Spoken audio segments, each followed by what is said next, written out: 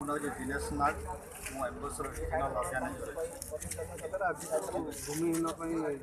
जमीन पट्टा और जमी देवाई जो दाबीपत्र तहसीलदार को देते केत जन आसती कौन कौन आपण मानकर दाबी रही आम आप तो आखि आगे अच्छा केते लोक आसती हाराहारी 4-5 हजार लोकर आमर अच्छा समस्त फर्म नहीं आम आम आसबार मुख्य उद्देश्य है आम गत वर्ष अगस्ट 15,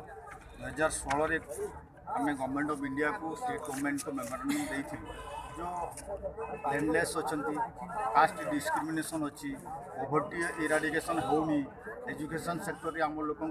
नेग्लेक्ट करा जाउची यही तमाम जिनस को लेकिन आम मेमोरेंडम देथिलु यहाँ हूँ प्योरली ह्यूमन राइट्स को भायोलेट कराओ यही जो ह्यूमन राइट्स भायोलेट करछि गवर्नमेंट स्टेट गवर्नमेंट और सेंट्रल गवर्नमेंट भायोलेट करछि आमर जो फंडामेंटाल राइट्स अच्छी ताकू से टोटाली इम्प्लीमेंट करना से आम आज ये जो भूमिहीन लोक अच्छा एमान जमी केमी दिजाई आम पिटिशन देलु ता सागरे आपण ये अंचल जदि सर्वे कले जानवे मनीष रही जगह नहीं भगवान रही हजार हजार एकड़ जमी अच्छी ये माधव बोली गोटे पंचायत अच्छी से पंचायत 1900 एकड़ जमी माधव ना अच्छी किंतु 300 परिवार रोड रास्ता उपरे रोचंती गोटे परिवार गोटे घरे 1700 स्क्वायर फीट घरे आपने विश्वास करेंगे 35 जन रोच 1700 स्क्वायर फीट से भितर छेली रोची गाई रोची महिष रोची तो ये जो अमानवीय काम को सरकार जो माध्यम परिचालित करामी बंद कर आम लोक भूमि केमी दिज्व न्याय्य दाबी केमी हासिल हो पार से आम आज भूमि न प्रधानमंत्री का जो योजना अच्छी ओडिशा गवर्नमेंट जो घर व्यवस्था अच्छी योजना मान भी दि जाऊनी कौन कह देखो यहाँ गोटे बड़ लज्जाकर कथा सरकार कहे आम 4 डिसिमिल जमी से पुणे गोटे क्लज दे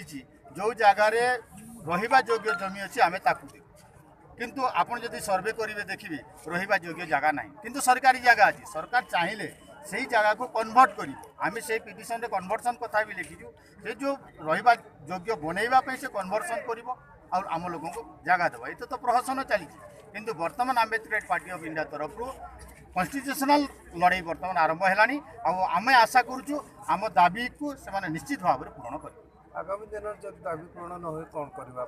आगामी दिन वर्तमान आम सारा भारत वर्ष में प्रत्येक जिला हेडक्वार्टर आंदोलन करुचु प्रत्येक तहसिल आम आंदोलन करुचु आम जदि भी तमें आमर दाबी हासिल न हुए 2019 आम देखो ये सरकार को जे आम आम्बेडकर पार्टी ऑफ इंडिया तरफ कौन जवाब दे दि जाई पार यही निर्यातित निष्पेषित लोक